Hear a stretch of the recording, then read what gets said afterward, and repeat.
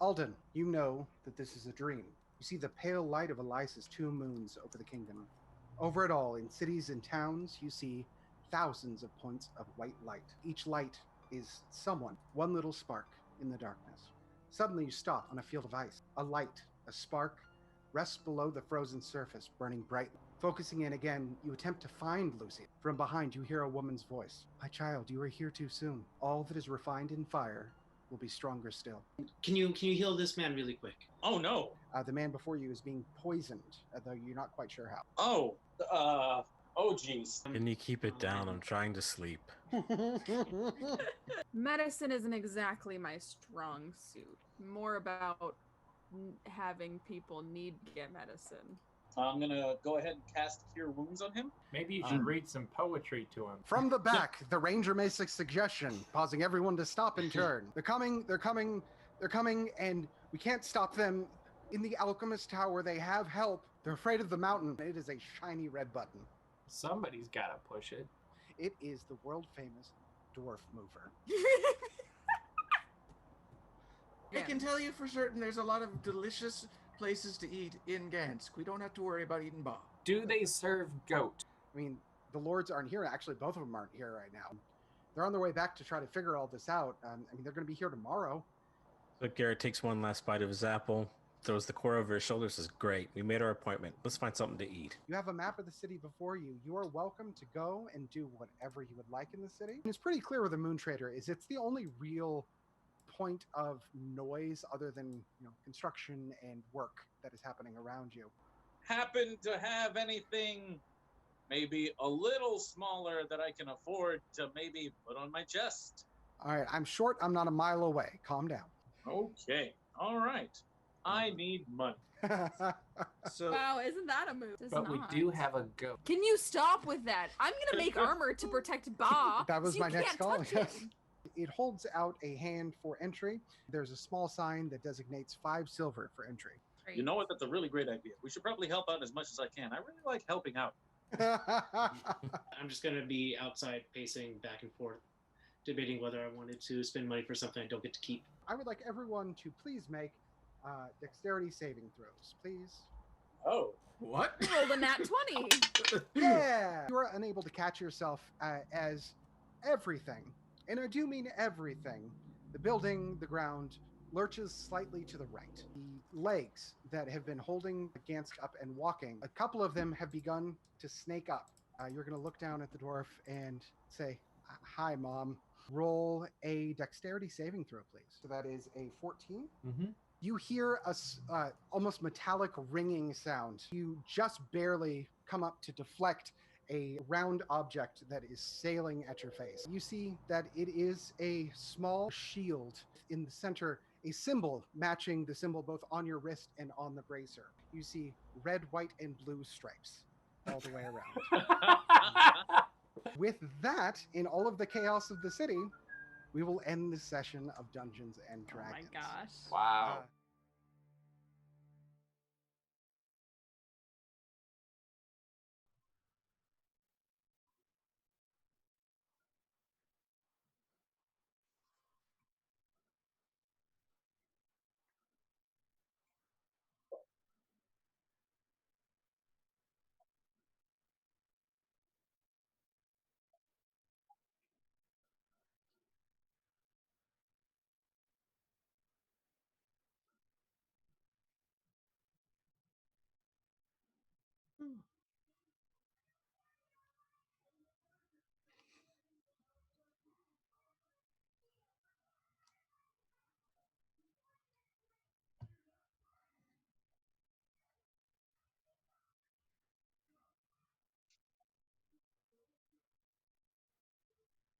Dragon branding makes me think that maybe we're going to heat up some iron and put a symbol. I could do it.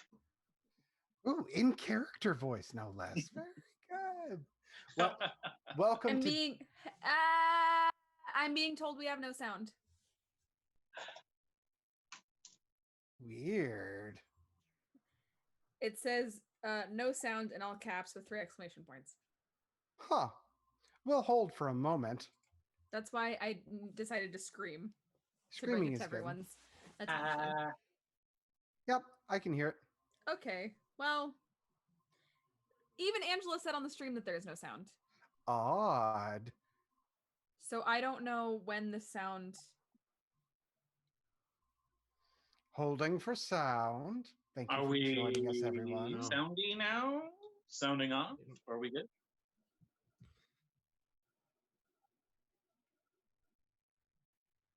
Once there was a person.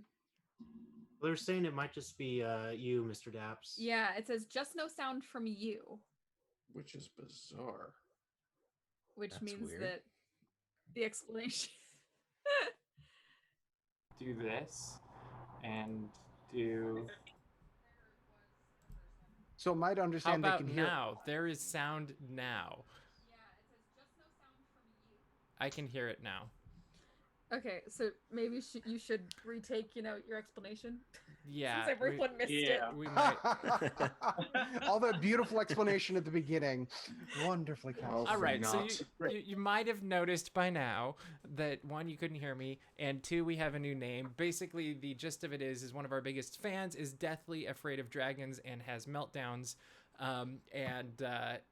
it's not a good thing to bring up dragons. She'll obsess over them for the next week or two every time she sees them, and now we are frozen. We are on a roll. We This are is doing Geeks right. Corner? today. What's going on here? This is good. This is good. Well, what's going on? Huh. My CPU is only at 15%. They can still hear us. It's just frozen. Now we're moving. Oh, good. Okay. Anyway, my Goodness. Oh, if you're sorry for the technical difficulties. if you're everyone. still watching, bless you. Our dear Chill. little friend is scared to death of dragons. She has meltdowns, and we're just avoiding dragon branding so that Yes. she doesn't have meltdowns, so we can be a safe place for her at DAPS. Cameron, If our character needs to say that word, You know what? should we say earmuffs beforehand? no, you can No. say it on the Okay. show 100% because she's never gonna click on icons like these. I just didn't want the word dragon on Yeah. DAPS so that she wouldn't get scared, and we can't have imagery Alright. like that either. Yes. Cameron, That's- take over and get us out of here. Great. Welcome to DAPsDnD, our branded show that doesn't require hot iron, I think was the joke I did a minute ago, and I'm repeating it. But just they in case. probably heard that. Yeah, it's true. Since obviously we're having a little bit of technical difficulty, if you could just keep us posted on the chat, I will whether or watch not it. You're keeping the stream. I would greatly appreciate that. You should also use the hashtag DAPsDnD on Twitter, both to communicate with us now and to help push the new branding. But name change, game's the same. Everything that's happened has still happened in media res. It's almost like the adventure continues all at once. Welcome, everyone. Thank you so much for being here every week. I do want to state and overstate it is a miracle beyond miracle to get 7 people together for a D&D game on a weekly basis. So thank you all for committing to it. It's wonderful to have you here. I have other games with 3 people that have not been played in months. So keep that in perspective. Thank you. It's very, very good because it's about coming together. It's a time when people need to have a little bit of community, and hopefully we can provide that for you by playing this very silly game. We want you involved. We want you participating in the narrative as much as you can. There'll be plenty of opportunities for you to contribute to the story. I'll go over those towards the end of the show again, but DAPsDnD is the hashtag. Please be in communication with us. We'd love to chat with you. With that, is everyone ready to begin playing D&D? Oh, yeah. Can you hear me now? I Good. sure hope so. Go. All right, deep breath in. And out.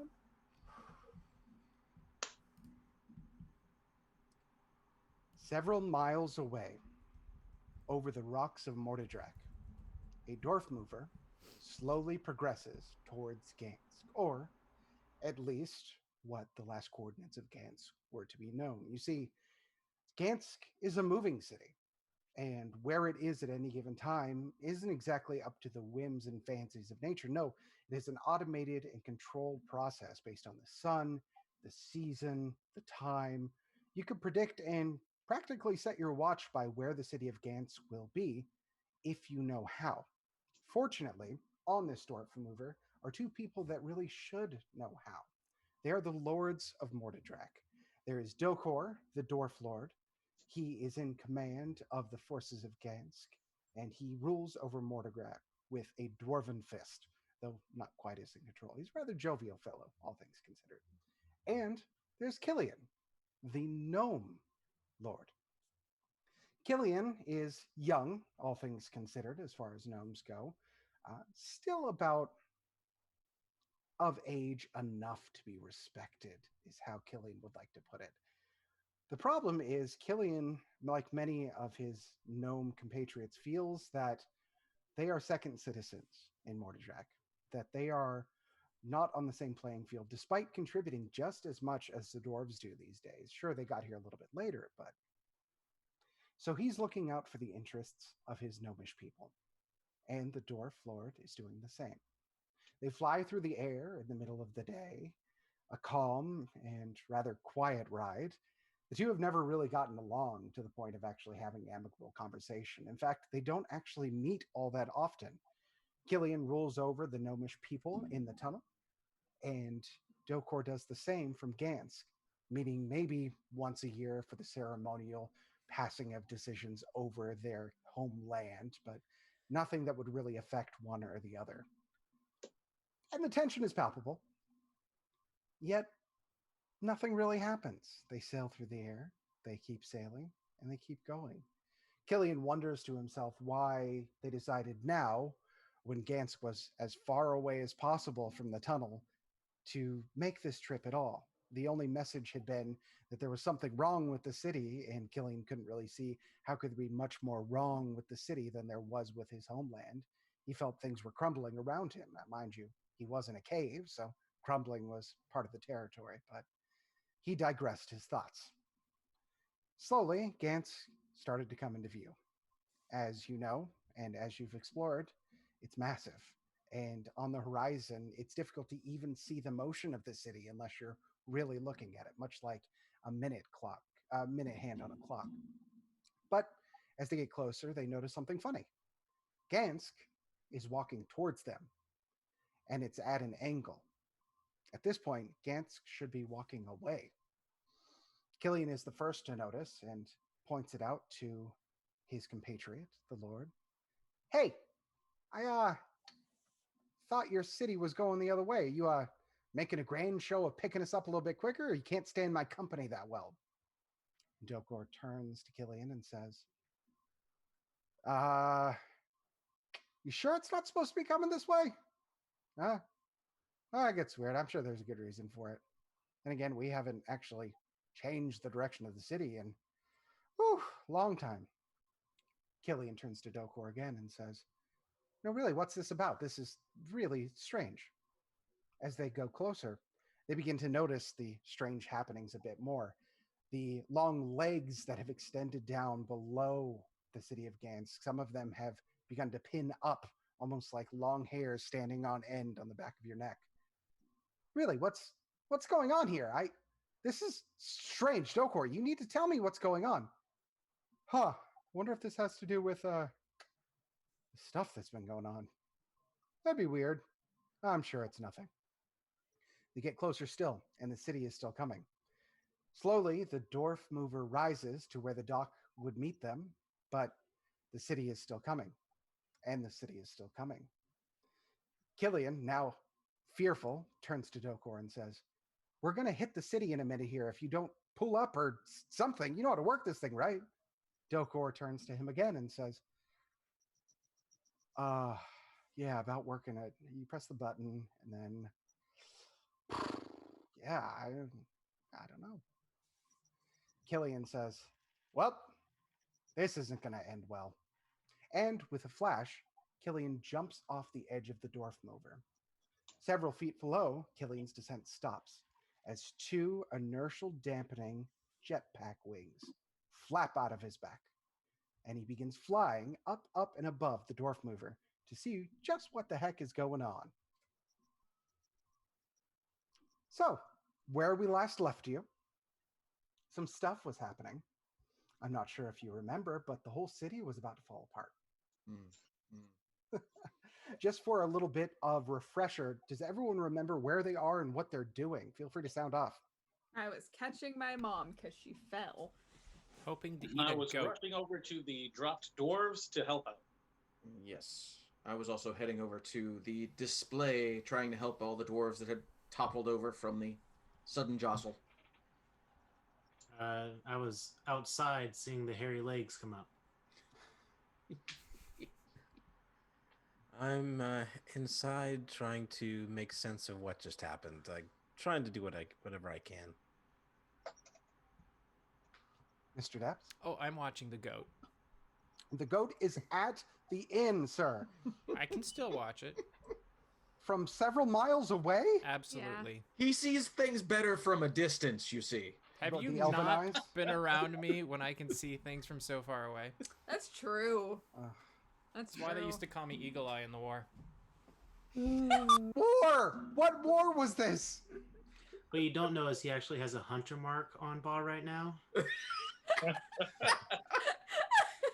I would wanted a give- backstory. I'm making it up, man.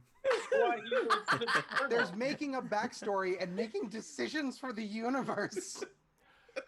No, you remember when the aliens invaded? That was 15 minutes ago, right? Can't change the rules. You wanted a backstory. You get it. So what we're assuming is that the colonel is a sociopath with just a bit of a loose hold on reality then. Try that again. So he's making things up. No. Was in a war. What war? The one 40 years ago. There was no war 40 years ago. You can't change the rules, man. You wanted a backstory. I came up with one, and now you're telling me I can't have my backstory? What kind of game is this? We've stated many times in the game that the last war was centuries ago. Here. The last war. The last Here. great war. Here. Where are you from, man? The South. So at any rate, I believe we were helping get some dwarves up on their feet. Oh. Okay. Fantastic. Well. Hello. I'm taking notes, by the way. This is great. Could you stop taking notes for a little bit there, Goliath, and help me pick some people up? Your character was taking notes and not you. No, I was. I like the idea. Oh, the whole city is shifted. I better take some notes. Well, okay. We're helping people up. We're seeing what's about. I think we should start with Theobeak outside, considering you're going to have the absolute best view on things that are happening out there.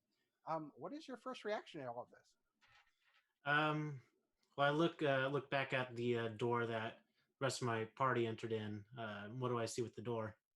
The door is in a bit of a shambles. There was some viewership through the door as you come through, and you can pretty clearly see that it's been blocked by large colonnade displays.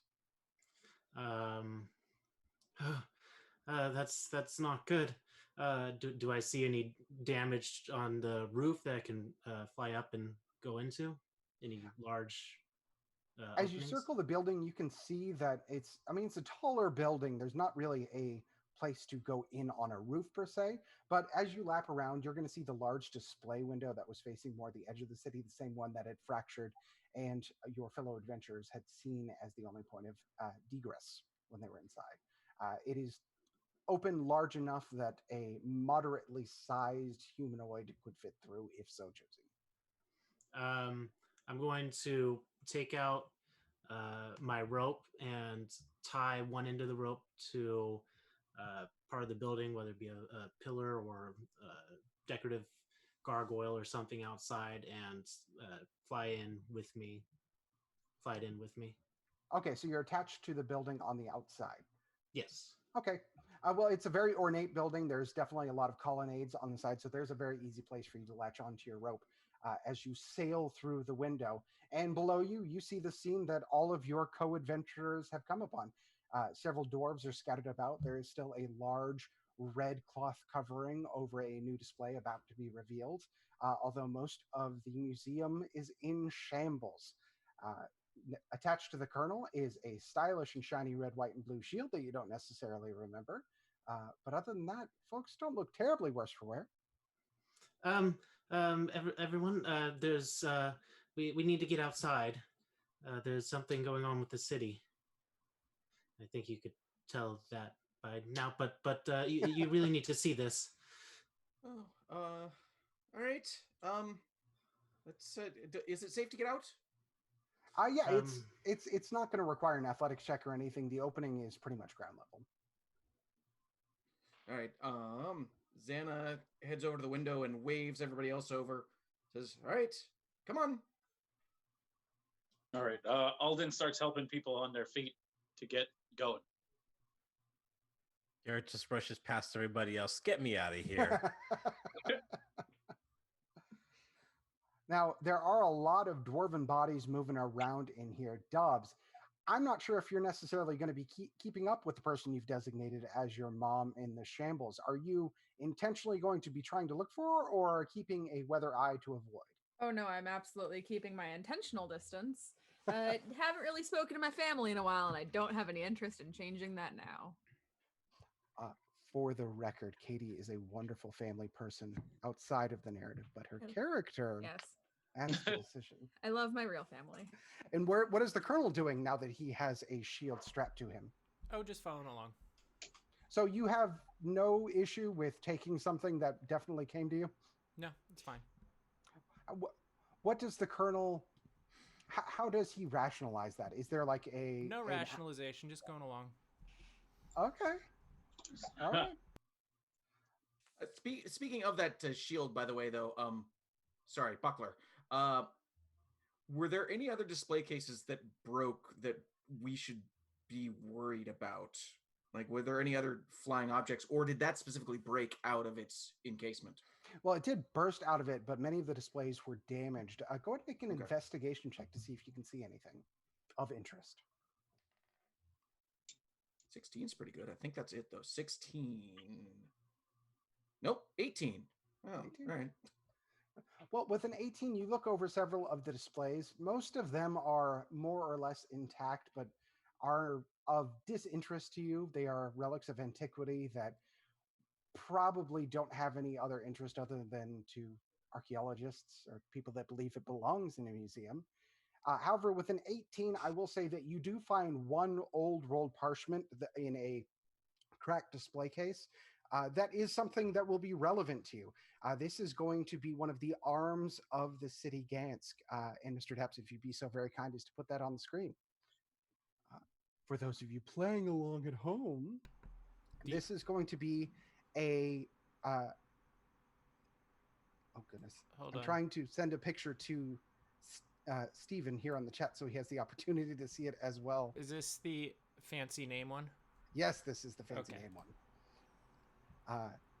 Yes. So this is going to be an ancient Dwemer schematic of sorts that is going to show you a little bit of detail about the legs that actually move the city of Gansk. It looks...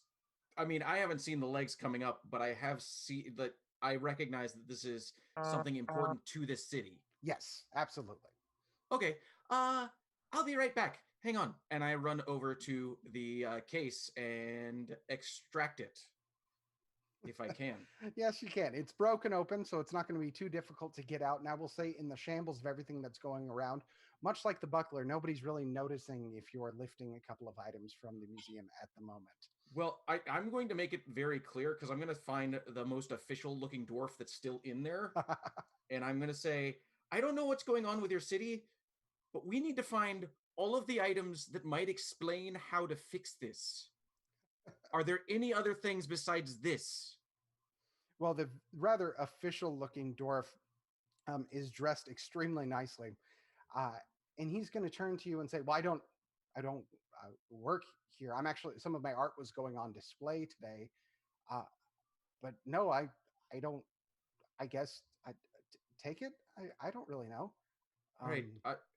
I'll hold on to it for safekeeping, but we all need to work together to figure out how to fix this. Miss Xana, unfortunately, it's not just the legs. I also saw lights going underneath the city. I'm not sure if they're causing it, but I don't think it's going to be a simple mechanical fix. Lights? Can you describe them? Not really. Okay. Oh. All right. One of my favorite things in improvisation is not the yes and, but the no but. Can you describe them? No. All right. Okay, but that so as far as my gnomish eyes can tell, this sheet is the only thing that's going to tell me anything about old dwarven architecture Yes, in here. correct. Okay. All right. I wrap that up. I put it in a free pocket in my cloak, and I head for the open egress. You just gestured to 8 different places on a cloak. How many I was pockets trying are to on find this a thing? pocket. I don't know why. I'm not wearing a cloak, but I was like, where are my pockets? It's a cargo cloak. I Great. also realized in the minute I was going to gesture of putting it in a backpack, and then I went, oh no, I left that at the hotel. Right. You were one of the very few people who specified that you left your backpack there. Also, I like that you're specifying it as a hotel and not an inn. Gives it a DoubleTree feel in the middle of Kansk. That's great. Mm. Well, you are safely making your way outside. Some of the more active dwarves in the rescue have decided to take the large red sheet that was covering the display and use it as a way to cover up some of the glass that had covered the main exit at this point. And Dobbs, you notice something very familiar about the artwork on display underneath it. One, you're very familiar with the artistic style of your family. Of my family. 2, it kind of looks like you. Oh, God. I mean, a little bit younger and a little bit, shall we say, artistically manipulated, but very clearly there's some defining features of Dobbs on present display in that statue. Does anyone else see it? I mean, it's a very large statue, and since Oh, they've removed it, God. they were all there to see it. They're a little bit distracted right now, but yeah, you can't take the art critic out of an emergency, I guess. Then some of them are looking as they pass. In my investigation, did I notice this Dobbs-looking statue? I will say it was happening in media res of your investigation. So All right. at this point, it's going to take an investigation check of 1 from all of you to be able to see it. It's the center of attention. Great. That's just great. Well, There's a story in there, but we have to get to that's going to wait for later. Well, as you make your way outside of the fractaled glass window, you are going to see the city, much as Theobek had seen it just a moment before. It's in a bit of chaos, and it is still moving. In fact, you can feel it moving at a pace that you have not felt the city moving under your feet below to this point. You are fairly near the edge of the actual city, and much like Theobek, you're seeing some of these animated arms coming up, which Xana, you very quickly recognize as the diagram you have in your hands. Do we see the lights anymore? At this point, no, they are not traveling through the sky any longer. Do I know about where they went underneath the city? Well, it was coming from the direction of over North Tamer, and it was a pretty widespread, so pretty much anywhere under the city. Okay. I know they're not here now, but there were a lot of lights underneath the city, and I'm not sure if they're just messing with it or if what we need to do. I'm not sure how you guys specifically can get under there unless we are able to take that contraption that took us here, but I don't know if we can steer that. Would you have thought that they were magical in nature? They were bright, and I didn't see anything in them. They were just lights. Huh. Might be. Meanwhile, Xana is trying to wave down anyone official looking because she's shouting, "Does anyone know where the control center for this giant vehicle is?" Well, you do have a bit of a schematic in front of you. You're welcome to research that a bit more. But as far as actually getting authority and help, you're in an arts district.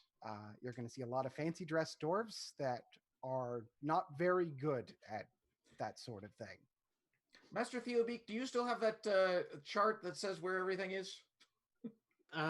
No, I don't. I No. didn't need it anymore. Do you need one? Well, I suspect I this is still have probably my not. map if you need it. Oh, you have the map. Great. Yeah. We need to find something that looks like a control center. Oh boy. Well, here's the map. You go ahead and look for stuff. I got to make sure everybody's safe and Okay. healed up. Great.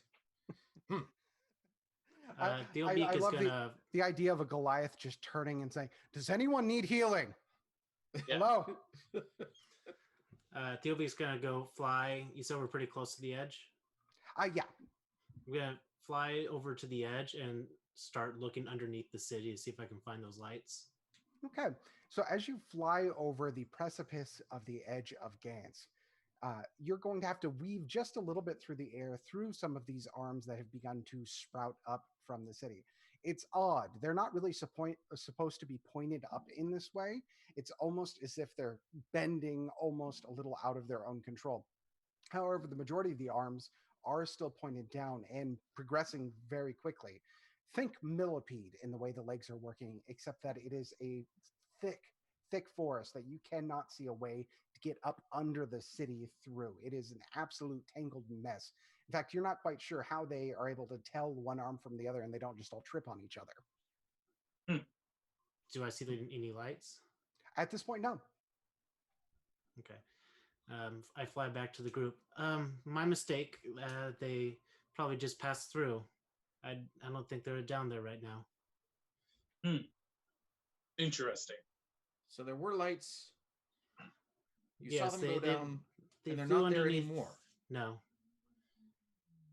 I think it is just a mechanical problem. Theobeak says with all of his expertise of mechanics. Well, this can't be a coincidence. There's something going on here. Absolutely. I agree. Do the arms that are up look particularly menacing towards any of the dwarves that are hanging around? Good question. Or possibly heading towards Theobeak. Do a perception check. All right. 4. With the 4, you're aware that there are arms. They exist. And to the best of your ability, you cannot see them specifically targeting anything. All right. I think we're safe from the arms for right now, but we need to get to the control center as soon as we can. That's kind. I believe it was a dwarf that helped us. That gave us the maps. She had the jobs in mind. She might know how to get there. The House of Lords, then. To the House of Lords. As we're running towards there, can I check and make sure that people are okay? Absolutely. And I'm taking Dobbs' Batman music to be in agreement to go to the House of Lords. Yes. Wonderful. Colonel? I'm following along. Just trailing along at this point, huh? Yeah, it's a nice day for a stroll. The city is in chaos. Are you really that calm? I have British background. Excuse me. Fantasy British. The fantasy British. From ye old fantasy Britain. You know your The Brits, Colonel I is know just mine. putting signs up everywhere that say "Keep calm and carry on." Stiff upper lip. This will all be over soon. Never, never, never give up. And I know this is very meta, but I love the idea of the Colonel somehow knowing World War II era actual Britain somehow. He does. Wonderful. Of course he does. It's amazing. Good. All right. Well, you're traversing the city, and for the most part, you see that folks are minorly injured, if anything, but it's not anything that would require immediate medical assistance in the form of a healer. As you progress through, you're actually a little ways away. You're about mid-city, a bit over on the west side, if you were assuming north to be the direction you were traveling. And you're passing a lot of buildings as you go. There is the Alchemist Tower.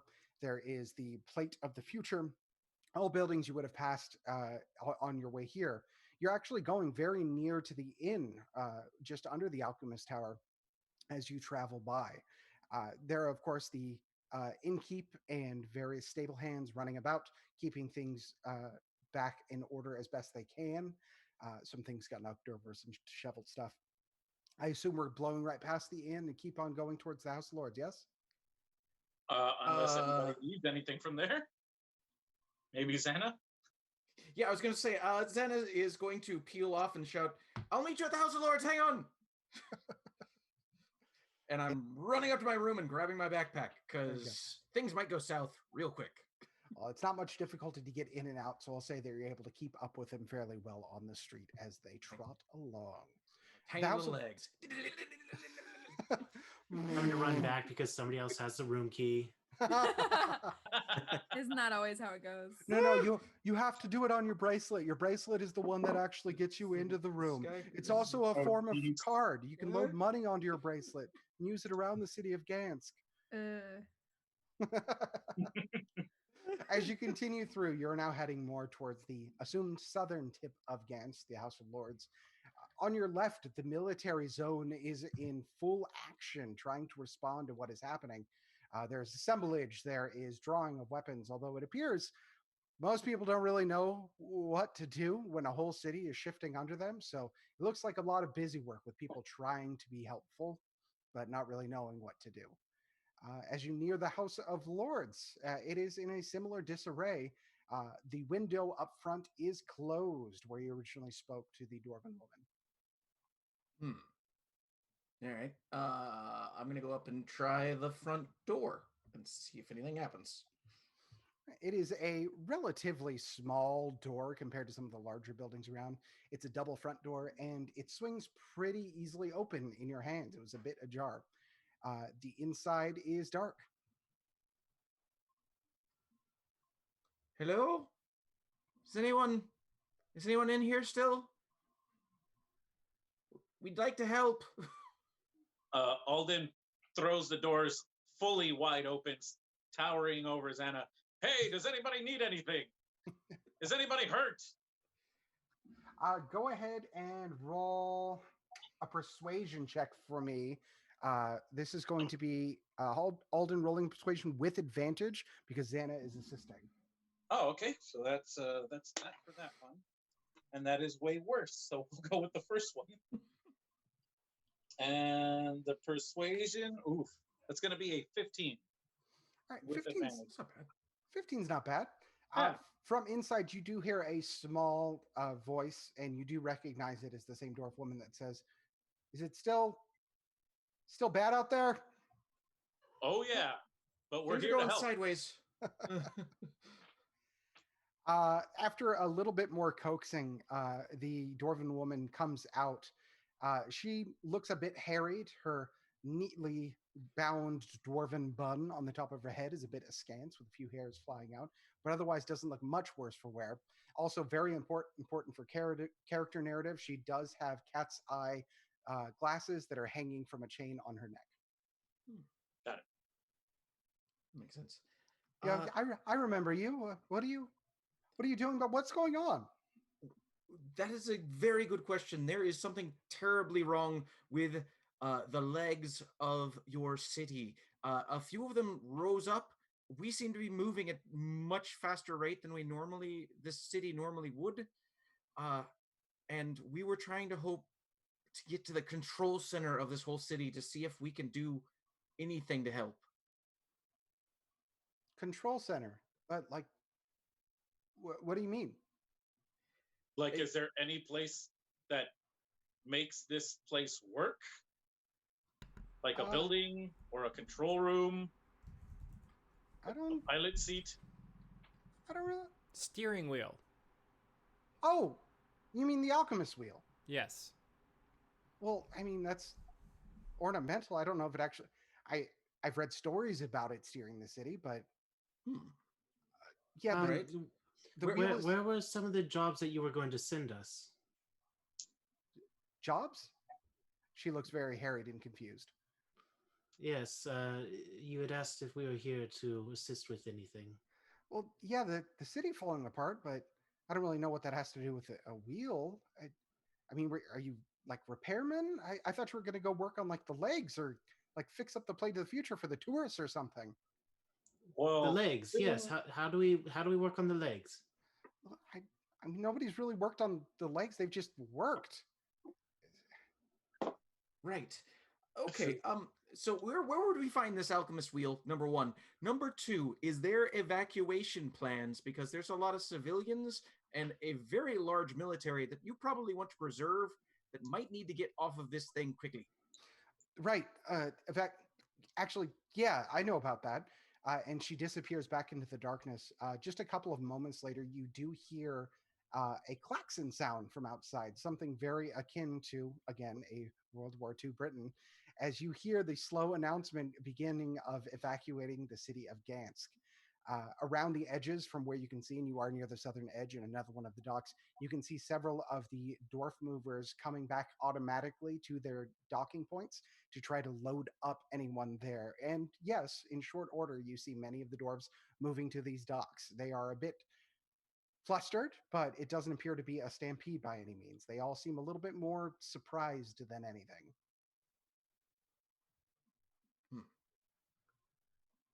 I have to say, I am absolutely flabbergasted that there is no way to control this thing. Like, there has to be some way. As you're saying that, the dwarven woman does come back and says, and the alchemist wheel, I mean, the display of that is up at the top of the alchemist tower on the observation deck, but I mean, it's roped off. You're not really supposed to touch it, but it's kind of just an old artifact thingy. Let's go touch it. Let's go touch it. This is a good idea. We've got to try. I mean, we don't have a lot of options here. Probably should bring the goat. I don't see what Bob's going to do to help us in this situation. You know, for once, though, I actually agree with the Colonel. We might want, just in case we all need to leave in a rapid order, we might want to have Ba with us. You know what? That's save him, Dobbs. It's okay. I'm saving the goat. I will tie him up to my back, and it'll be fine. You have like one of those like baby Bjorn carriers for the goat. Yeah, I'll get a little sling. We'll be saving something. Wait! Is the goat upside down in your mind? Was what No. legs were those? Oh, these are the front legs. Oh, okay. Your pantomime left something to be desired. I thought that was the back. Just kicking his legs. All right. Well, you do know where the Alchemist Tower is. You don't even need your map for it. It's the big pointy thing in the center of the city. It's also right next to the inn. So if you did want to try to grab Ba on the way, it would be very convenient to do so as you make your way back up the same road you just came down. All right. Not that it will take you very long, Goliath, Master Goliath, but we'll meet you at the tower. Okay. I go and I go to grab Ba. Literally, no one pays you any mind in doing so. You could have been anyone taking a goat. That's So this is great. So Ba wasn't safe this whole time. Wish we'd Well, known you that probably- earlier. Safer before the evacuation order went into play. And just to be fair, as Alden comes up to Ba, it appears that the goat hasn't noticed anything happened. Good. Fair. He's safe. Still staring at the same wall where you left him. Good. Let Okay, him be happy. I pick him up and I wrap him in a wrap. What's the? I'd like to make a perception check around me to see what I have that I can wrap him up in. Okay. If I don't have to use my own stuff, that'd be great. I got a 14. Okay, with a 14, there are many feed sacks around. Some of them are empty. It would be fairly easy to potentially, say, use your rope to make a makeshift backpack for a goat-based backpack carrying system. Rad. I do that. Okay. You now have a backpack that looks like every free college backpack you get when you go on campus. You know, the ones with like the closed ties where the straps are the thing that actually pull it closed. It looks like that, except there's a goat head coming out of it. It's just a Great. skid. All right. And then I hurry off to meet with the rest. All right, you catch up with them as they stand at the base of the Alchemist Tower. There is a military presence at the Alchemist Tower still, much as when you passed it a little bit earlier in the day. At This- ease. So, Colonel, you're just going to walk up to them with bombast and try to disarm them completely. It's amazing how well it works. Okay, that's going to be a. It's not intimidation. I'm going to say persuasion check. Yeah, definitely. And do it with advantage because I like the chutzpah of it. Everyone, listen to this elf. 15 plus 0. So 15. Yeah. All right. All right. Well, and this is with advantage, so you do roll twice if you haven't rolled again. Oh, okay. Hold on. 5. Okay, so we're going to keep that 15. Yeah. So with a 15, you're going to approach these Mordodrakian soldiers that, mind you, are all Dwarven. You know this. And you're going to speak very confidently with them in order to drop their guard. And because you do it with such authority, they kind of just do it. They don't really stop to think about it for a second. And they're just so used to obeying orders, I guess, that they just kind of drop off. You have a moment to do what you would like. Are you going to all attempt to brush past them and get into the tower? All right, guys, let's go. Theopik is heading going right to fly in. up to the observation deck. Okay, the observation deck is several stories above. If you want to do that, that's totally fine. Yep. Okay, so we'll start with the folks inside as you step into the Alchemist Tower. I fly 60 feet and I'll dash, so I'll do 120 feet. We're not in combat yet. Just give you an idea, it's 120 feet Yeah, every he's- 6 seconds. Theobek's fast. He's fast. Real Yeah, fast. He's very fast. Okay, so you step into the Alchemist Tower. Inside it's the most ornate building you've been in Gansk thus far. It is beautifully inlaid with various arcana in the form of lights trailing up and around the building. Almost a bluish white light coursing through the various, what you would assume to be veins of the building. It is beautifully Art Deco in the best possible way, as all Dwarven things are. Remember, Art Nouveau is elves, Art Deco is the dwarves, if you want to keep it straight.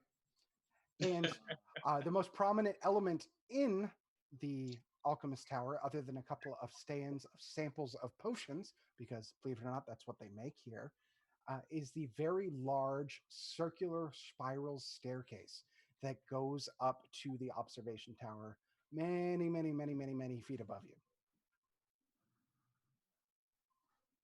All right, let's go. I'm heading in, but before I go, I'm going to find one of the dwarves, one of the military dwarves, and say, quick question. Is there anyone inside trying to fix anything? We're here to help however we can. And secondly, are there any schematics of the city that you're aware of anywhere nearby? The dwarf is, you know what, here. When I can't decide, the dice speak for me. The dwarf is going to look at you, and as you ask for schematics, he's kind of going to look at you, scan you once over, and say, like that, and point at the paper that you have stuffed in your cloak. Yes, exactly. Something similar to this. Yeah, it's in your pocket. This is the only one? We don't, there's nothing else in the city. Man, that is above my pay grade. I don't know. I apologize. I'm not. Thank you for your help. But is there anyone else inside that we should talk to? We want to coordinate and help out. No, the evacuation order has been sounding. We think we've got everybody out. Okay. Well, you all be safe yourselves. We're gonna see if we can help you. And then I go Okay. inside. Actually, take a second, stare up at the tower because I've never been inside before. I've only seen it from the outside. Okay. I'm like, oh, it's amazing. And then I go inside. Okay. Well, you're inside the Alchemist Tower with that beautiful spiral staircase and several sample displays around of potions. All right. I don't know about you, but everyone be careful on the stairs just in case anything happened. This city seems to be falling apart. And Xana heads for the stairs. I'm following close Alden's behind. gonna go ahead and follow. Okay, great. Dobbs, Colonel? Yes. I'm already halfway up. Well, an interesting thing happens if you truly are the first one to go on, Colonel. The moment you step onto the stairs, you hear a very familiar voice. Welcome to the Alchemist Tower. Thank you for visiting the crown jewel of Gansk. Please keep all hands, arms, feet, and legs inside of the staircase at all times. And sure enough, as you step on it, slowly and then with a bit of rapidity, the magical stairs under your feet begin to spin you up, up, up to the observation tower. Convenient. I really kind of wanted to make you guys play climbing several stories in just in media res to have you describe the process of going up steps, but I could have made you watch paint dry too. So, out of curiosity, I mean, if there aren't tree limbs trying to attack us, I don't see the point. So, out of curiosity, what are each of your characters' reactions to being on what is basically an escalator? Are you the type that stands to the side? I'm still climbing. It's just going up the steps. You're Yeah, one of I'm those like, power walkers. it's just gonna help me get up faster, so I'm just gonna run along too. Yeah, same. I don't have time to be wowed and amazed. I'll be wowed and amazed And listen, after the stuff is done. I'm staying close to Alden because I'm staying close to Ba. I heard you're a I really think- good cook. before Xana notices that everyone else is moving up the escalator, I think Xana is like standing there kind of astounded. Like she's seen the city before, but she hasn't been in the Alchemist Tower. So she's like, wow, this is really amazing. Oh, we can walk on this. Oh, okay. Just kind of doing that cool. The stairs move. Yeah, escalators aren't common in the world of Elias, by the way. That is not an everyday occurrence, especially for our Briarwild's friend as he attempts to climb a staircase made for dwarves. Yep. You're probably going to be a little bit hunched over if it is a spiral staircase. Oh, for sure. I would imagine I would not be comfortable anywhere I'm going.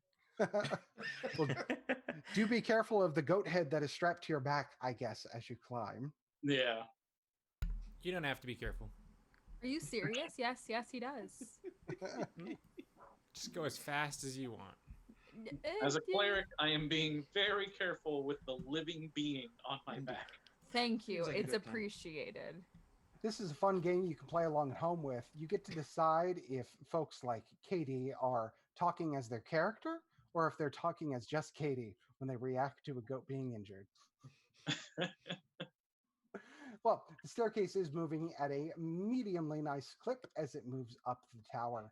But you do have a moment or two to yourselves as you continue up.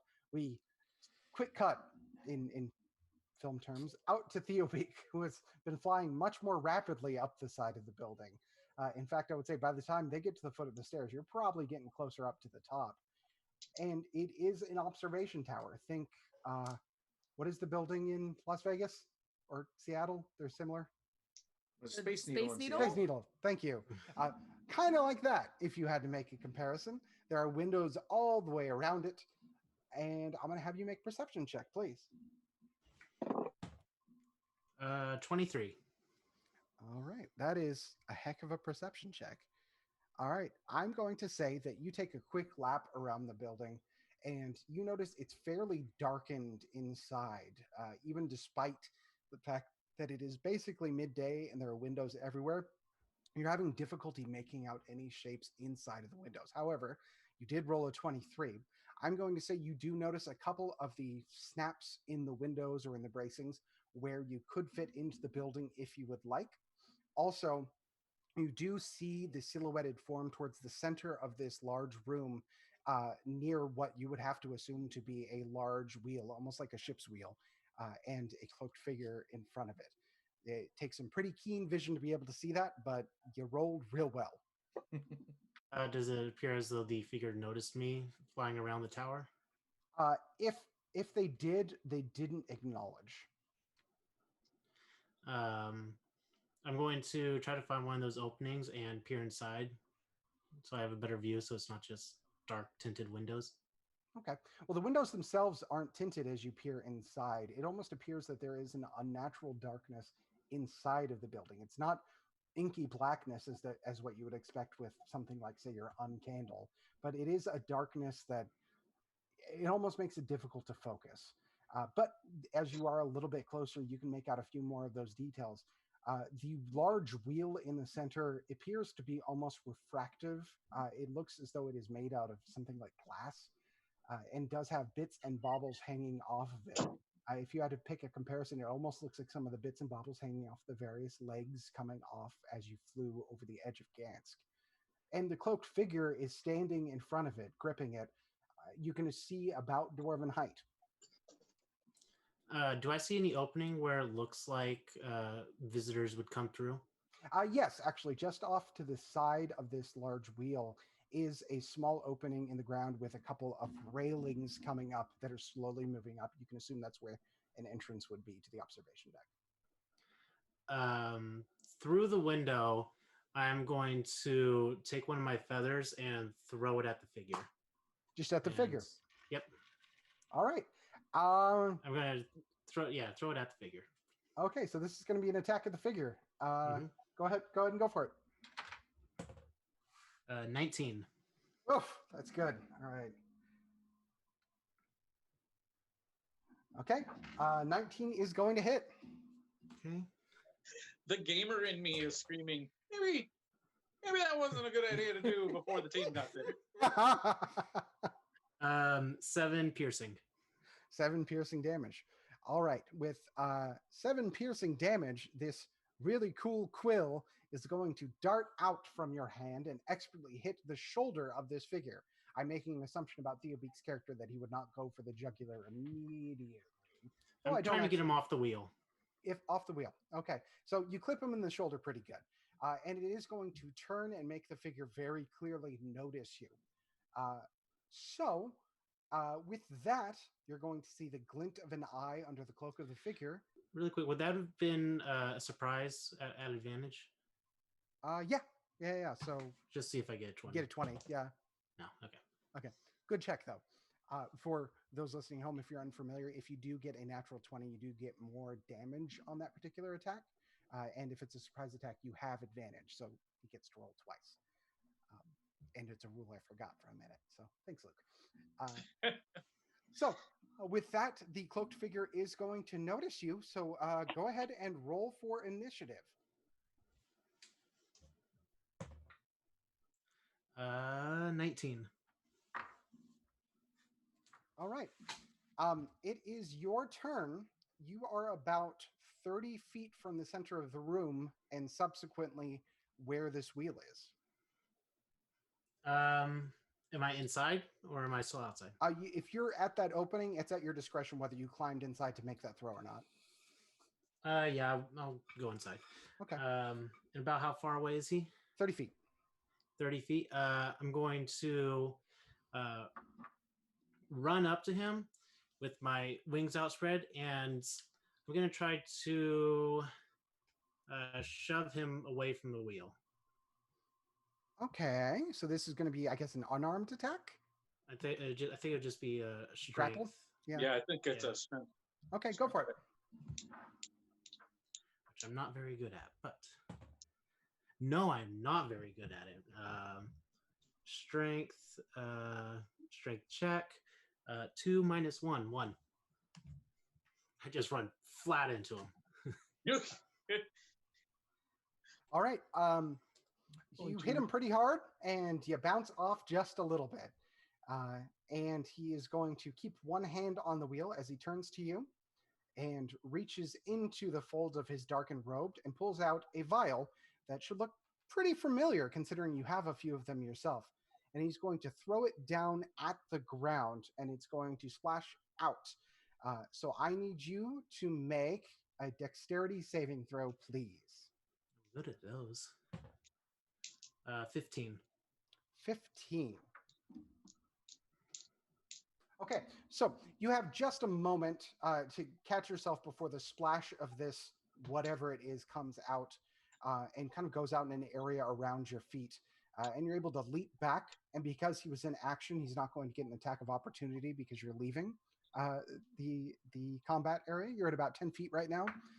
just stepping just out of the way far enough as you see a sizzling and bubbling on the ground from where this liquid is splashed out. I'm going to say at this point, the small staircase has begun to wind its way the rest of the way up, and we have an order already built in as the colonel is at the top of the stairs. You are going to be next in the order. Okay. So you want me to roll something? Yeah, whatever you'd like to do. You're coming up to the stairs of a scene of Theo Beak having just been thrown some bubbly liquid at him. My original plan was just to say hi.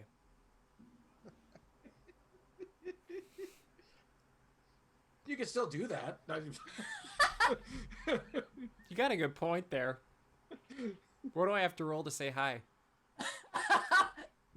Are you saying hi for any particular reason, or are you literally just saying hi? I'm saying hi because I want to know if they're friend or foe. Okay, that's a free action to see if they're friend or foe, so go ahead and go for it. Okay, what do I do?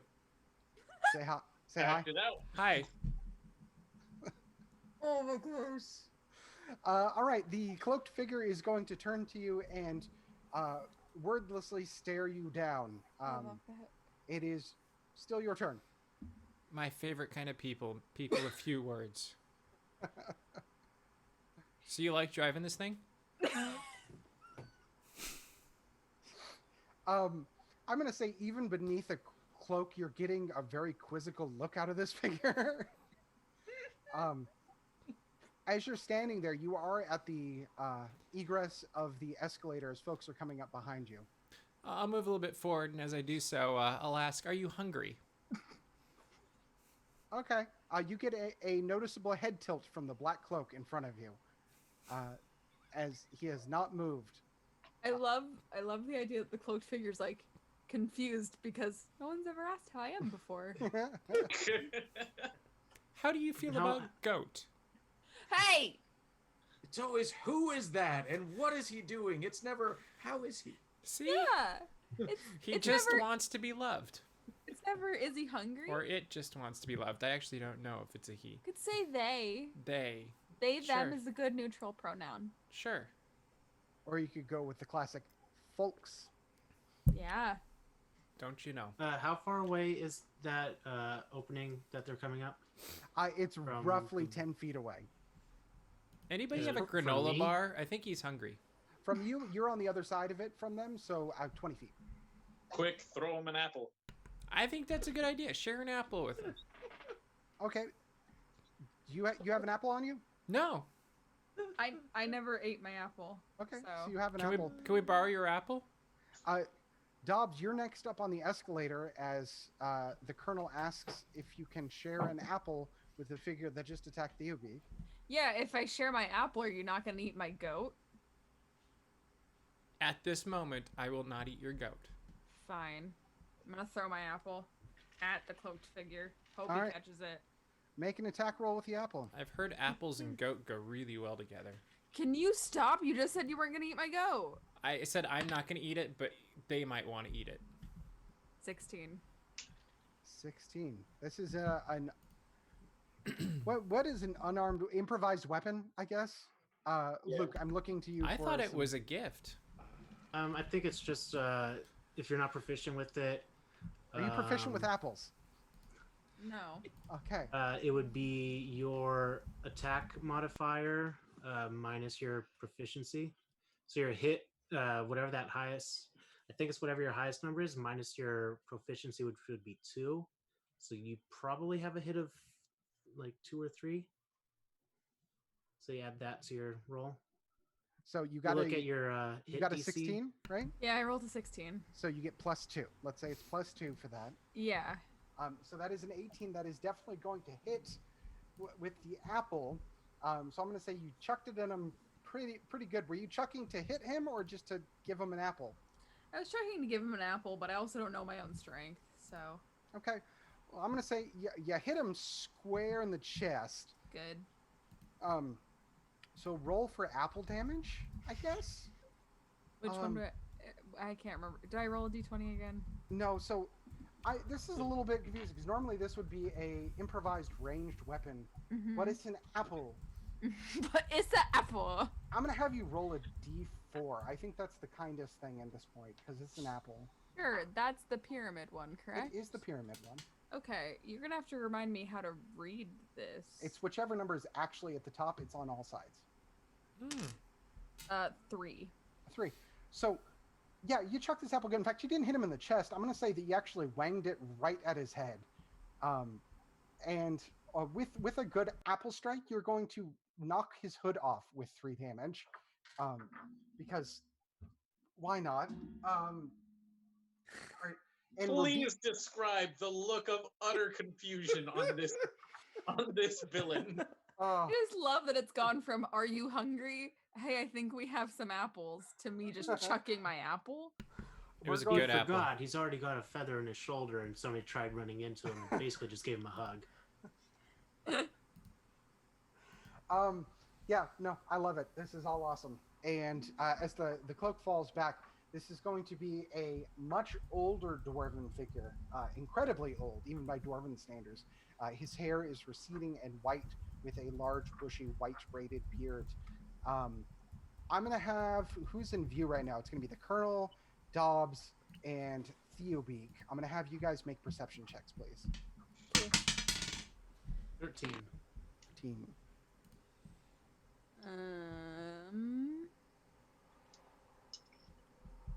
21.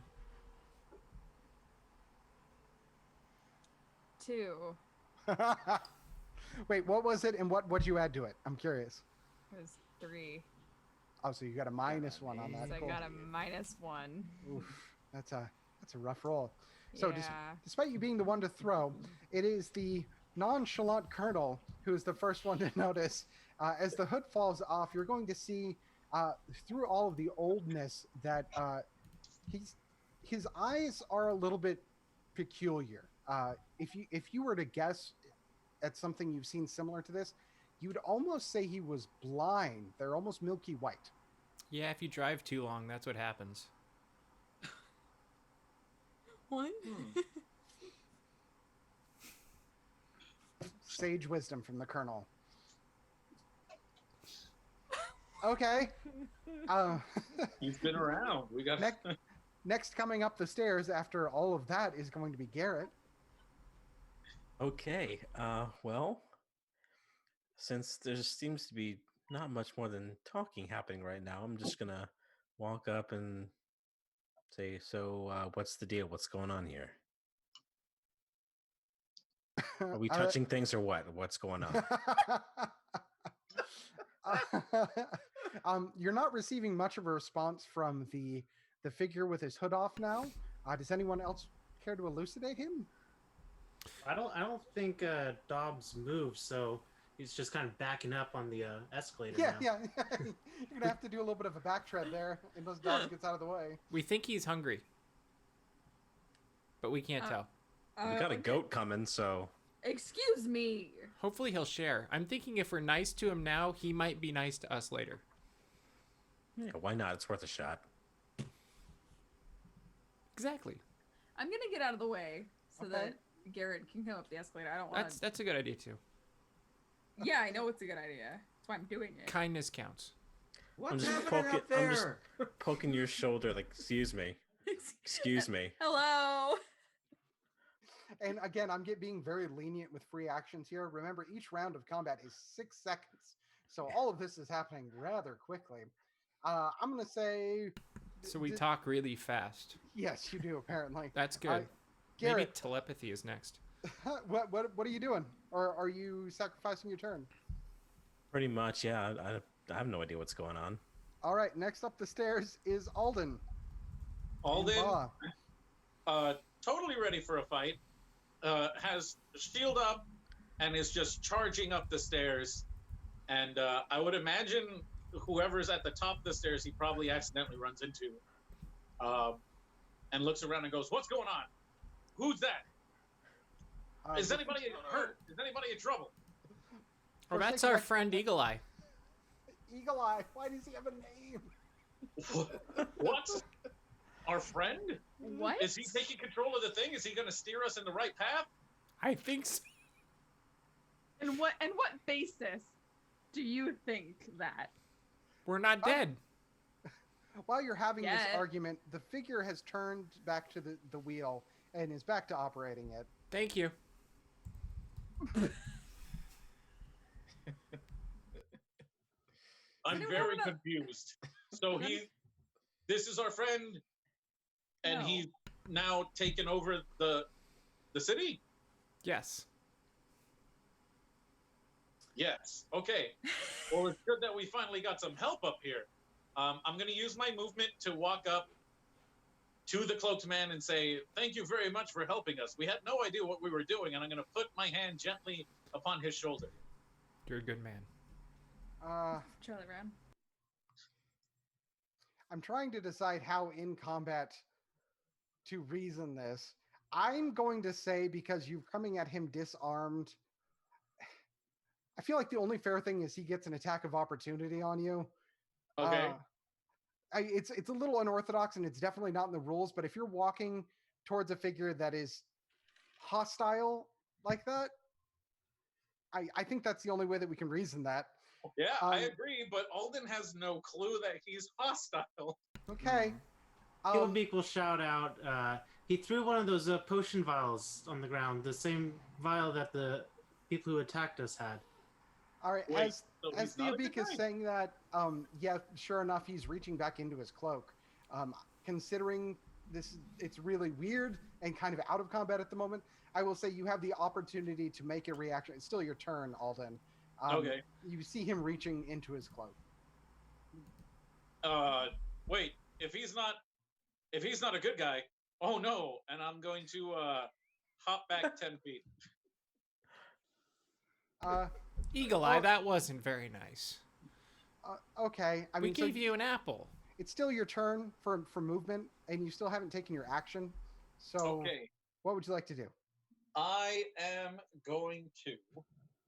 Oh, geez, what should I do? You guys put me in such a weird predicament. It's true. I'm trying to play this as Alden, but at the same time, I'm like, oh, jeez. I have so many actions I could do. I'm going to draw my mace and cast a searing smite upon myself. Okay, what does that do? So what that does is it actually blankets my weapon in fire, and when I attack, then I will deal extra fire damage with each melee attack. Okay. And is this an action or a bonus action? That would be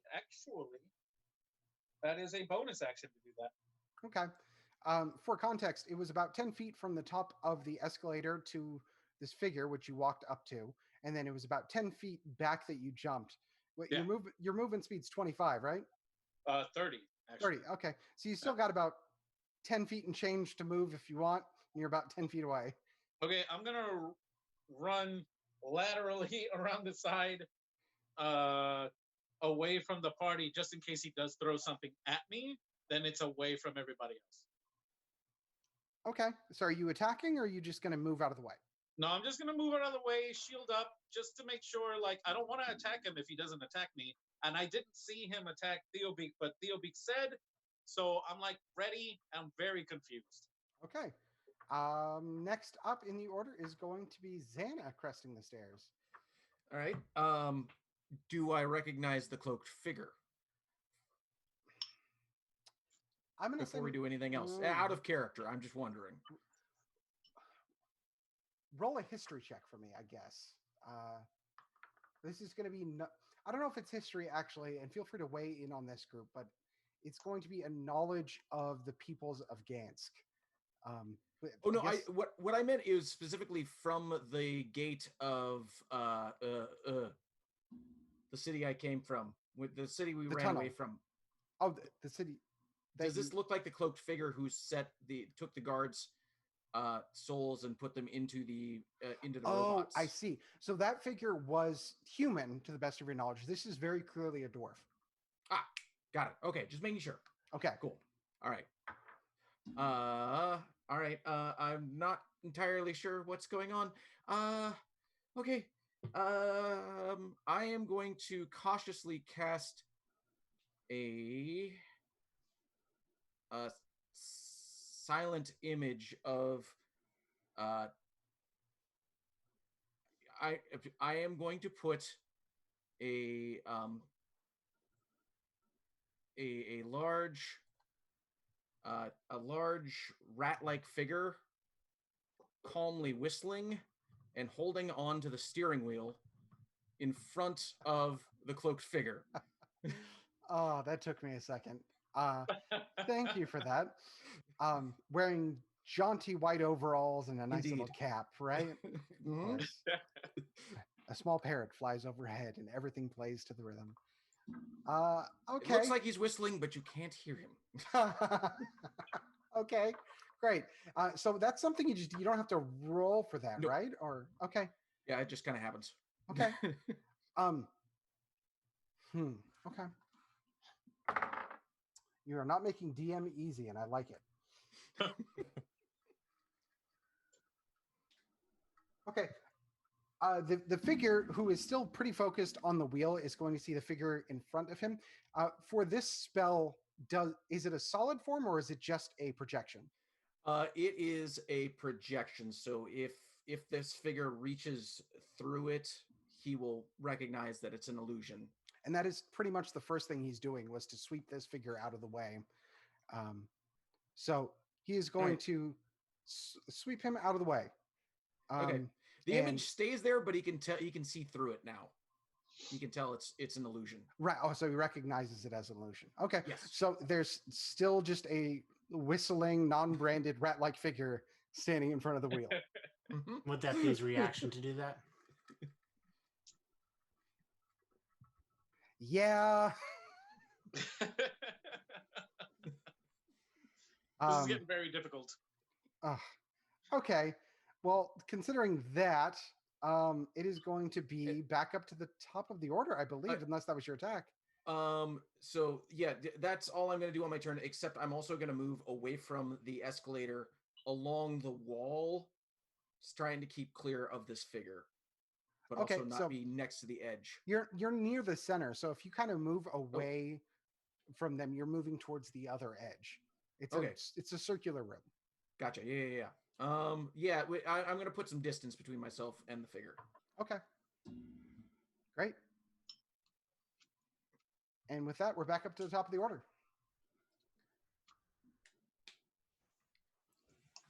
Me. Theobeak, he is going to fly back up to the figure. Seeing that he actually reacted to me, I'm going to take my quarterstaff and go to hit him with it. Okay. 21. Yeah, that hits. Oh, man. This is great. 8 bludgeoning damage. Okay. And bonus action, I'm going to focus. Everything around me just kind of slows down, and I will flurry of blows. Spend a key point. Make 2 unarmed strikes. Real quick, 8 damage for the first one, right? Yes. Okay, thank you. First one. 24. So yep. Second one, 19. Okay. Okay, so first one's damage is 5 slashing. Mm-hmm. Second one, 5 slashing. Wow. So for a grand total of 18 hit points on your turn, you almost make up for the fact that almost nobody's attacked him so far. And he's going to look... he is more injured, but is not reacting to it in the same way somebody who would normally to being as injured as they are, if that makes sense. Yeah, I'm going to spin around so that Alden is directly opposite me, so the figure is between me and Alden. Gotcha. Okay. Yeah. And I will stay there. Okay. I'm still right next to the guy. I didn't leave his range. Okay. Next up is the mysterious, very confused figure. He is still holding onto the wheel through the rat. This feels like one of those memory games in those like hole in the bog kind of things. He's holding onto the wheel through the rat. He has an apple that knocked off his cloak. There's a puddle of water underneath. Oh no, acid. Oh, sorry. All right. So he is going to. You're still within range, Theo, but you're the last one to attack. He's going to pull out of his cloak a very small, very thin dagger, and he's going to attempt to swing at you with one arm, still keeping one hand on the wheel. So that's going to be 11 plus. It's 13. Miss. Is a miss. So he's going to take a sweeping, and I'm going to say that perhaps just in the way he's bungled up with one hand still on the wheel, he doesn't have full extension and doesn't actually quite reach you with his attack. Now, normally you would see someone either frustratedly try to recover themselves and turn around and attack, but his movements are almost sluggish as he turns away back to the wheel and still holding the knife in his hand, puts the other hand back onto the wheel. And next up in the order, thank you for keeping track of it, Luke, because I'm not. It is the Colonel. And Mr. Depps had to step away, so I'm making character choices for him. Considering he has been rather nonchalant up until this point, I think it is a fair assumption that he will continue to try to be so. The apple fell to the ground after Dobbs threw it. Let's say, as a group consensus, because I don't want to be the only one speaking for him, do you think it is in the Colonel's line of action to attempt to recover the apple? I'm going to be I honest. think he would try to get bonds. Give bonds. I have no idea what he would do. That's true. That's very true. He'd say something about horse hockey, and then Katie, your ears aren't on, by the way. Yeah, I was muted, wasn't I? Yes, you were. Sorry, a firework went off and my dog broke into my room, so I muted myself from there. That's smart. That makes sense. Yeah, she's currently just to. That's where she is because she doesn't like loud noises. Yeah, she won't listen. It's Desi. No, I think that he would snack. Yeah. I think he would see the apple and say, "Ooh, free apple." Okay. Yeah. Okay. I'm not even going to make him roll for it because there's an apple on the ground that that Dobbs was kind enough to throw. The apple ricocheted off in a direction away, so I'm going to say he moves just catty corner to where he was. So he is now on. If you strafe to be on the opposite side of Alden, he's now on Theobeak's side to go get the apple. Okay. And he has recovered the apple. Next in the order. I do believe that's me. Go for it. Yeah. Yep. Cool. I'm gonna. You know what I'm gonna do? Do you know what I'm gonna do? Do tell. I'm gonna take out my Axe of the Keening Crystal. Is this your first time using it? Yeah, it is. Yeah, Cool. it is. You All right. better believe it is. Okay, go for it. So yeah, I'm just gonna do that if I can find the dice I'm supposed to roll. The 20? Wait. To attack, you roll a d20, and then if you hit, you get to roll damage. Wow, Yeah. you guys are so smart. Wow, I was testing you. Good test, everybody. 19.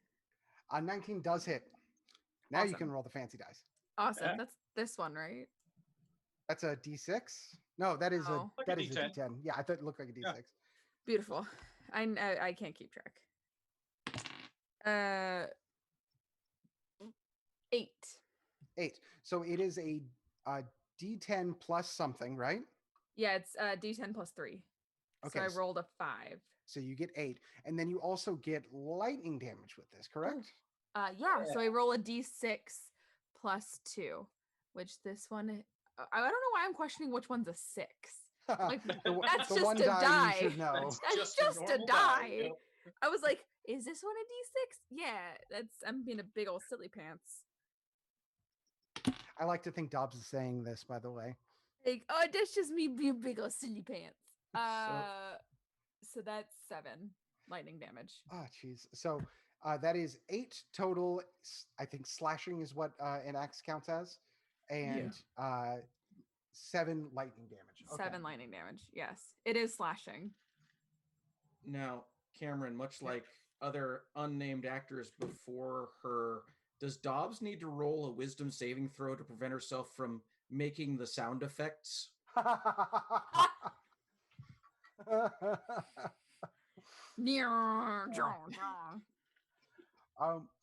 think that's a character choice for Dobbs. Does Dobbs make whooshy whooshy humming sound effects when swinging a lit blue axe? I like the idea that yes, Dobbs would do that because she's very serious and stern all the time, but she has a lightning axe that's glowing blue. You can't help yourself. That's true. That's very true. Zoom, zoom. Good thing we didn't give you a blaster, or we'd have pew pew all over the place. Oh, right? yes, you would. All right, so I was taking damage down. Oh my goodness. Sorry. So it was 8 slashing, 7 lightning. Thank you. That is a beefy hit as your fancy axe crackles into being and slashes down on this still as of yet unknown adversary.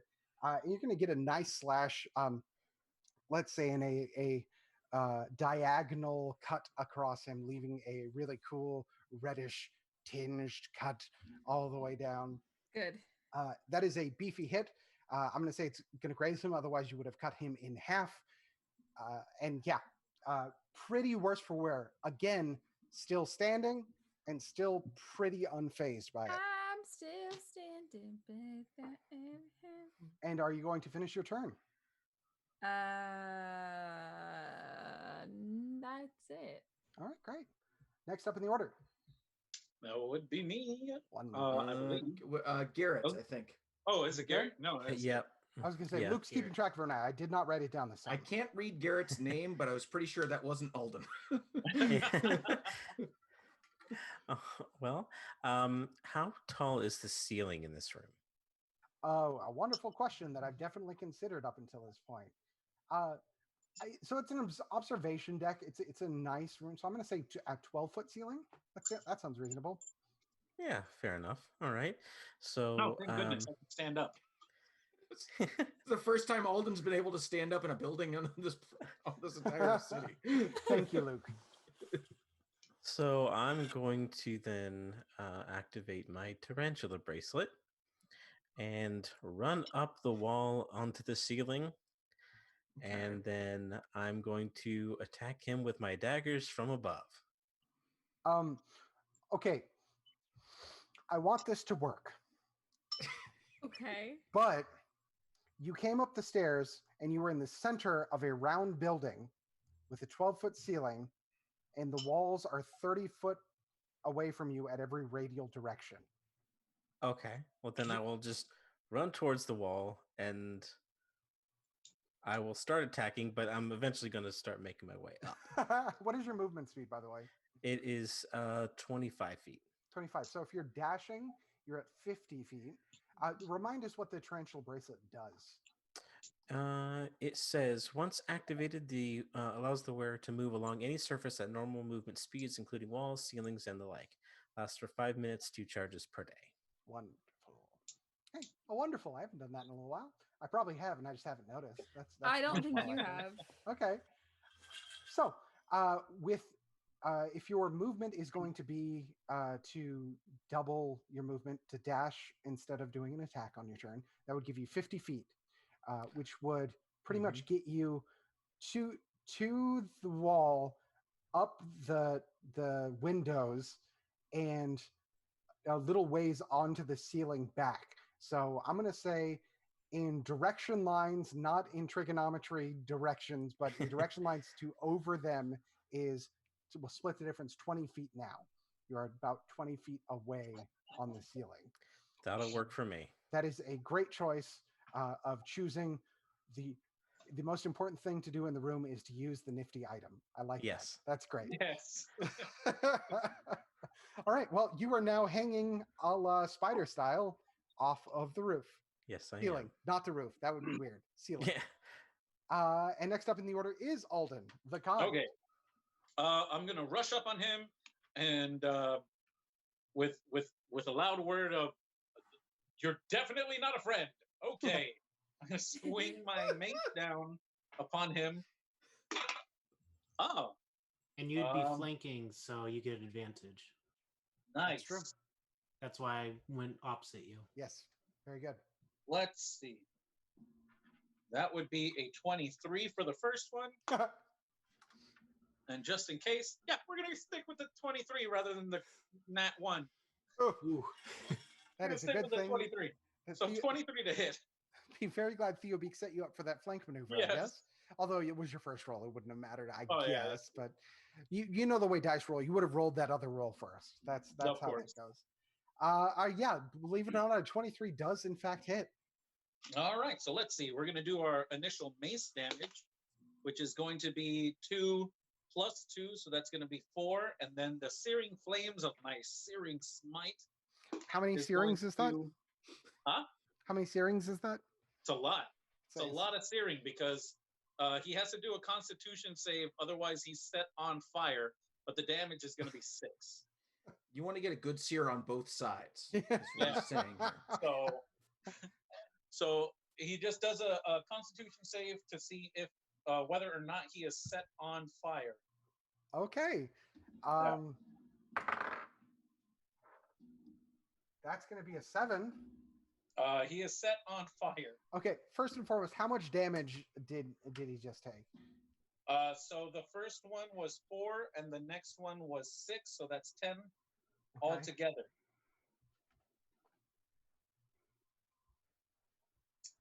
Because he is on fire, on each of his turns, he will take another d6 of fire until he puts it out. Okay. Jeez. On his turns, yeah. Okay. Well, the cloaked figure is now on fire. And next up in the order is Xana. Right. Well, he doesn't seem to take kindly to that, so I'm going to take my staff. Plant my staff in the ground, reach my hand out, and fire off a firebolt at the cloaked figure. Thank you for that 3D vision with the hand into the camera. That was very Sorry. good. 3D. Woo-hoo! All right, and this is my roll. So, 23. Yeah. That's yep. Mm-hmm. That's a hit, you say? All right. Mm-hmm. That's a D10. Nope, not that one. That one. Okay, well, that was all of 2 fire damage to add to the fire damage that was already done.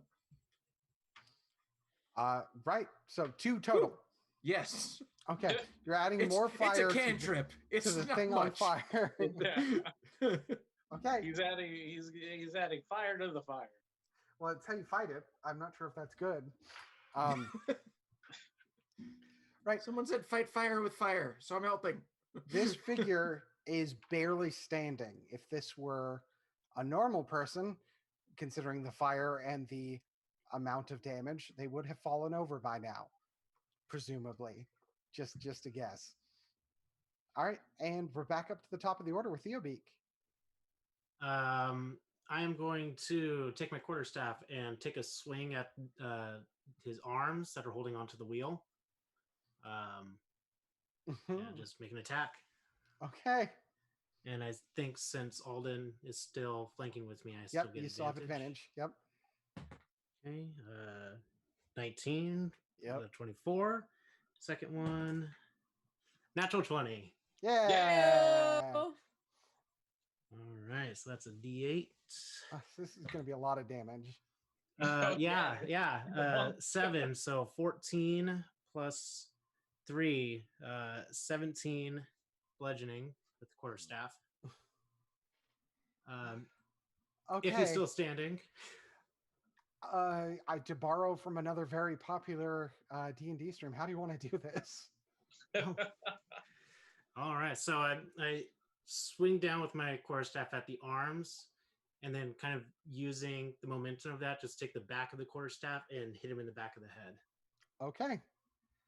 So the momentous force of your D20 that you've definitely screamed about in universe, you have swung over D20.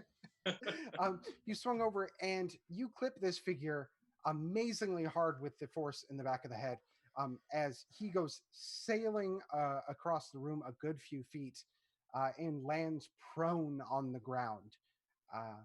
And with that, he's not moving anymore. You're in a tower, and Garrett's hanging from the ceiling, and you're out of combat. Go for it. What do you do? I end my spell so that he's no longer on fire. That's kind. That's a kindness. Yes. And I rush over to him to see if he, first off, if he's still breathing, and second of all, to examine the body. Okay. Go ahead and make a health check for me. Hey. That was a nat 20. Well, you're real good at healthing, health analyzing. So that'd be a 24 altogether. Yeah. A 20 with the nat 20. Oof. All right. So you flip the singed, scarred figure over, and the figure is unconscious. I will say that. And with a 24, I'm going to say that you're doing more than the average bear would in quickly discerning health. You're doing all of the normal things of pulse check at the neck, at the arms, checking for vitals. And one of the things you're very quickly going to do is check the eyes for any responsiveness as you pull back his eyelids. And the very first thing you notice is that he has beautiful, deep brown eyes now that are completely unresponsive, but with just the shallowest and faintest of feel. You can put a cheek very close to his mouth, and he is breathing barely, just barely. But his eyes are a deep brown color, and that's what you've discovered with your health check. I'm going to use my cantrip, Spare the Dying, just in case he's like, bleeding out or anything, just to make sure he's stabilized. And then I'm going to head back to the wheel. Real quick. Any of what we did would make him bleed out. I don't understand. To be fair, it was bludgeoning and cauterizing. So, real quick, just so we have it, it's pretty obvious from the description, but what does Spare the Dying actually do?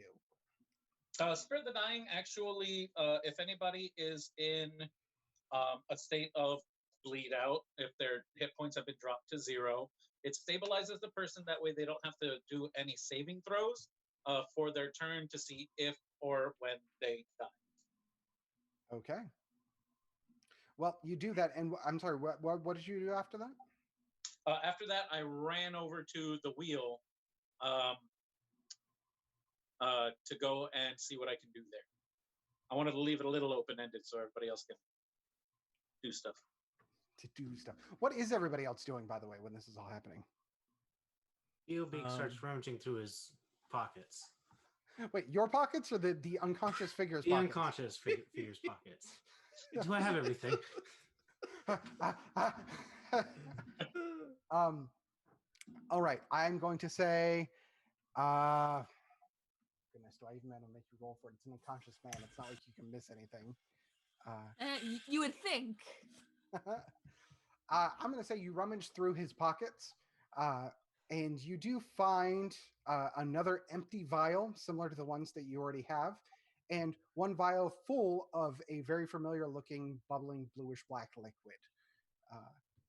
Again, in the same style. This one is completely full, though.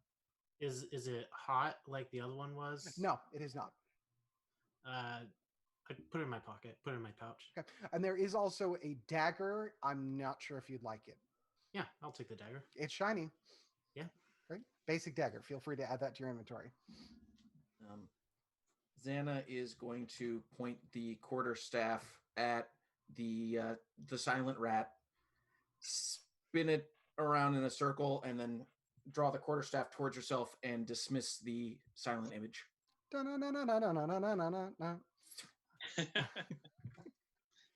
Good. There is not a creepy, completely silent rat trying to pilot the ship anymore. Oh, thank goodness. It was creeping me out. All right. Alden is going to look the contraption over, and then on the cap. You said it looks like a captain's wheel. Yeah, it's similar in size. It is made of glass, and as you get up close to it, it's almost obsidian-looking glass. If you had to make an assumption, It's and down at your knees. it is a fairly sizable wheel, but yes, it's at about hip level for the top of it for you. You would assume. And yeah, it has a couple of baubles hanging off of it of strange ornamentations. If you had to assume, it almost looks like various control mechanisms and levers that would operate something beyond just turning. Okay. I'm going to take a look at everything and go, I know what to do. And I'm going to find the nicest spot where I can hang my fuzzy dice upon so I can gain the power to pilot this thing. All right. Just to remind everybody at home, what do your fuzzy dice do? So my beautiful fuzzy dice, which was so graciously given to me by our good friend, Zeke, allows me to pilot anything. Anything. That seems like an overpowered item, isn't it? According to the item, that's what it does. I can fly anything. Yeah. All right. So you hang on a very conspicuous gyroscopic little bauble on the top, a set of red fuzzy dice now hanging down off the top of them. As you place your hands onto the wheel, it's not that you know how to operate it. It is that you can think what you want to do, and your hands will do the thing you want them to do. So it's not like you're gaining knowledge off of this. You just have the ability to do the things. Oh, okay. That's great. That's awesome. All right. I'm going to slow down the city. Okay. Try to have it slow down.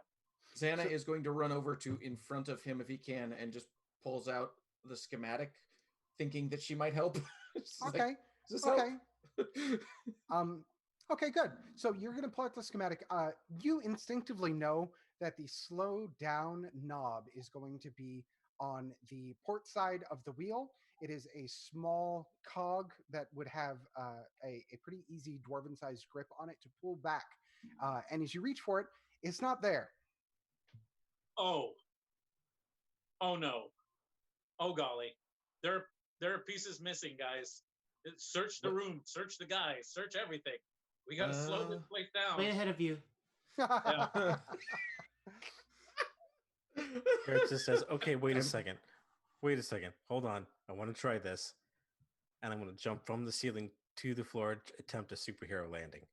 Okay. The important things are roll an acrobatics check for me, because this is very important for us to resolve. Absolutely. Okay. Okay. So that is going to... Ooh. That is going to be a 25. All right, yeah. Nice. You do a totally sweet flip off the ceiling and land on one knee, hand extended out to your side, the other one fist pressed into the ground with a solid thunk that causes everyone in the room to pause and look at you. Congratulations, you have achieved a superhero landing. That's right. Admire me. That's right. After doing nothing for the fight before this, you're like, Hey, I had to feel like I was "Yeah." doing something, all right? Okay. Come on. All right. We'll keep it up. Go ahead and Xana, why don't you make an investigation check on the Yes. schematic you're holding in your hands? Okay. Investigation. Haha.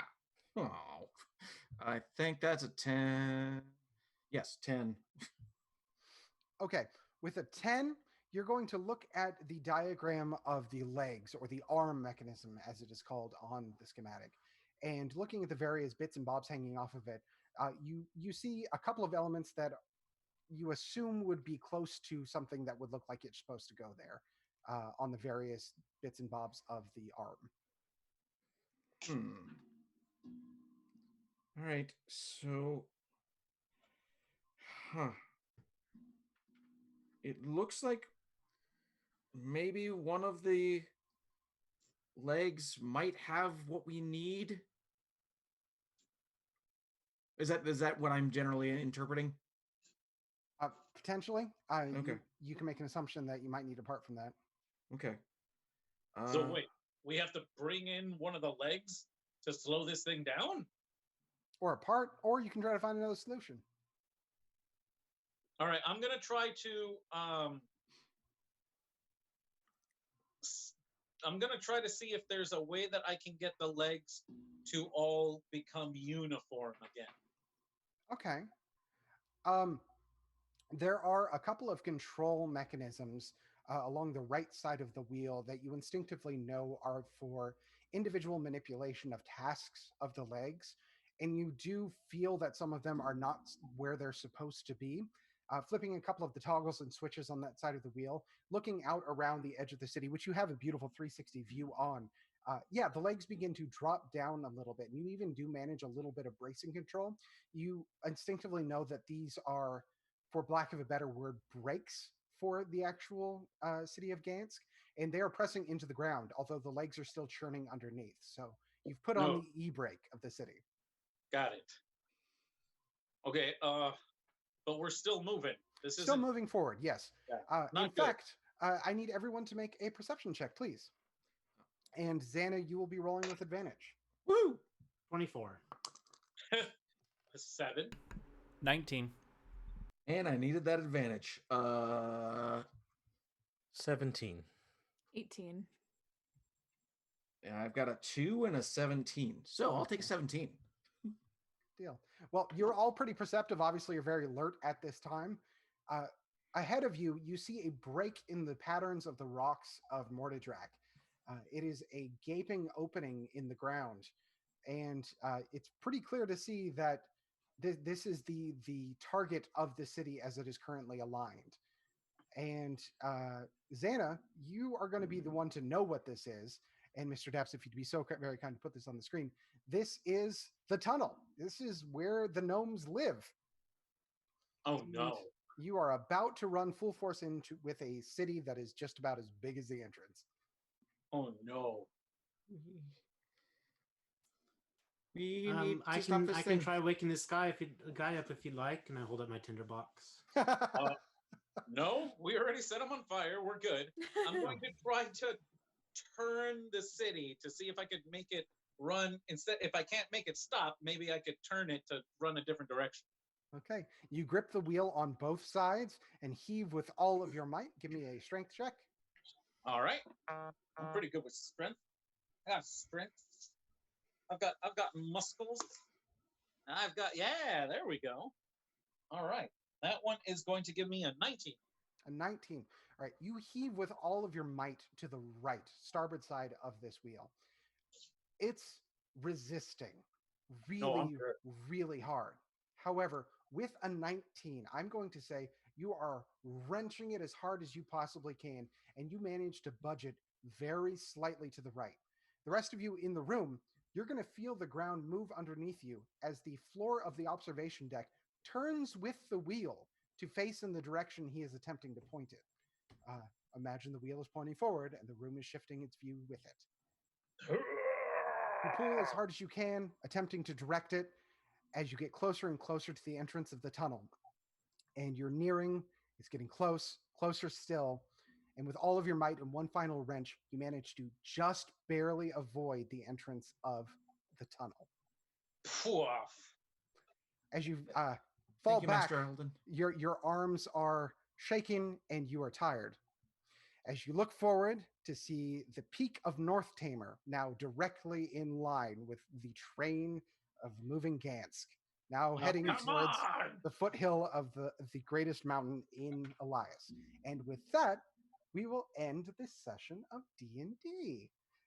Thank you so much for playing D&D with us. I'm not sure if you're playing at home. Feel free to roll dice and yell out your numbers really loud so we hear them. Yeah, we'll hear. But we do actually want you to play with us. Use the hashtag DAPsDnD on Twitter. That's DAPsDnD. If you can watch previous episodes, we do have a oddities shop in the city of Hub where you can actually suggest items, perhaps Disney-themed items for our characters to have the opportunity to get. So use the hashtag DAPsDnD, contribute your items as you would like. I would love to hear some of your thoughts. Be creative. The more creative you are, the more likely I am to use them in the campaign. So feel free. Again, we did change the name to DAPsDnD. Please use that hashtag online so we can help get the name and word out. It'll be used from now on. And an important outside of DAPS Magic view, we do have a lot of things happening we'll talk about in a minute. But Stephen, what do you have happening on your end if you want to talk podcast for a second? Sure. Just released last week, we have the All the Web's a Stage podcast. There's only one episode out right now with my friend Joe Godburn, but in a few weeks' time, the folks who run Geeks Corner will be appearing in an episode. It's a short play podcast. Great.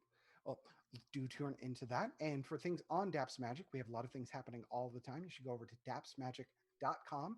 That is the main site where you're going to find a lot of articles written by some of the folks on the stream, some folks that are not. It's going to have the latest in Disney news, some great opinions and fun stuff. We also have a little show we do on Tuesdays, Katie, if you want to tell them about it. Hi, we do a fun show called Geeks Corner. We talk about all the Disney and geek news that happens in the week. Sometimes we talk about things that didn't happen in the week. We feel like talking about it because it's a fun show. It's usually half hour, so come join us and use the hashtag Geeks Corner to tell us how great we are. And that's it. That's the only thing you can use the hashtag for. Yeah, that's it. Well, Last I checked. I have been using that hashtag so wrong. Yeah, I'm yeah. sorry. It's supposed to be just complimentary. Feed me compliments, please. And not goats, because I had to throw in the joke at And not goats. And We'll not see. go. Maybe thank you someday. Thank you so No. much for joining us on DAPsDnD. We will see you next time.